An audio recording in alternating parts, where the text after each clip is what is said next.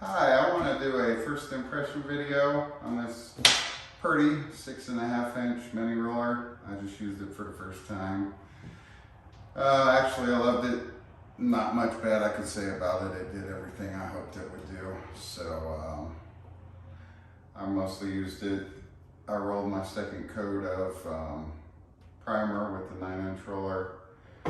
Followed in behind with a 6.5 inch. I'd say every 3 by maybe 4 by 4 feet. Did little boxes kind of.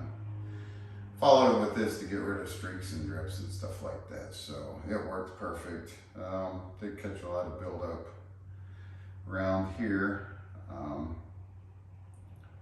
So when I finished up and cleaned up, I just took this Scotch-Brite.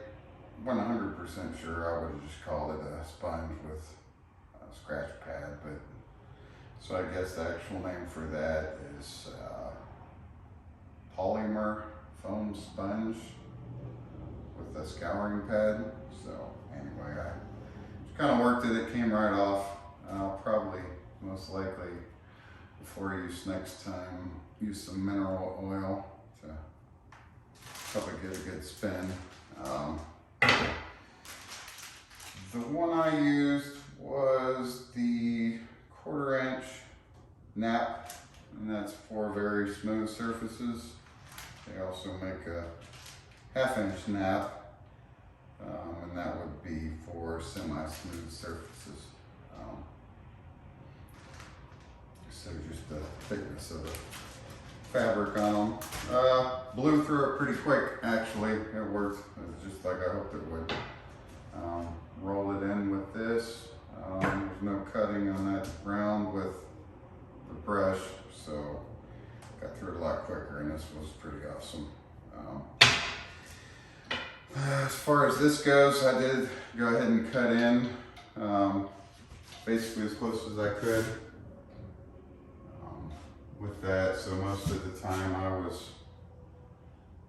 was rolling the wall wherever I could. I would roll it, and then I would cut in close as I could, and then I would follow in behind with the 6.5 inch. And I did break out this small one. I forget the size on it. I barely use it. I think I want to call it a 2 inch, but it's possibly a 3. I'd say 3 inch probably. So yeah, I'm just trying to remember my sizes on these now. I think one was a 4 and 4.5. Either way, I use this up here and then flipped it around, worked it that way. Most times when I'm working these rollers, always want to avoid coming with the metal part inward towards whatever I'm cutting around, so always make sure to flip it and get a better roll that way.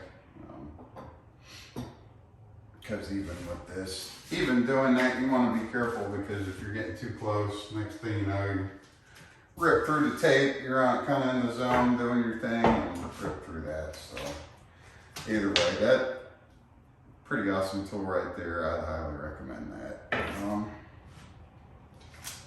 And I did grab this because I just wanted to give, now that it's been primered up here, second coat, that left me about a 1/10 of a gallon left.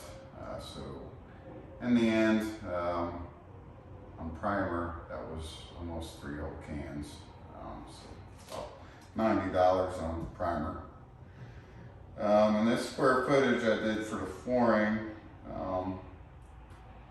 it's obviously for the floor space. It's not going to be square footage of the walls. It's going to be different with the gap in the header and the windows and doors. So square footage of the floor on 3 closets in this room was turns out to be 342 square feet, and the walls are 7.5 feet high. So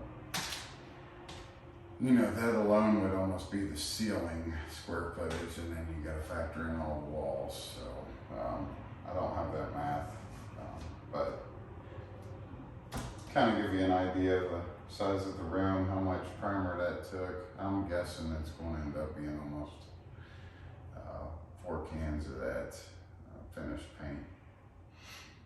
Hopefully get back on that tomorrow. So I think that's it on this.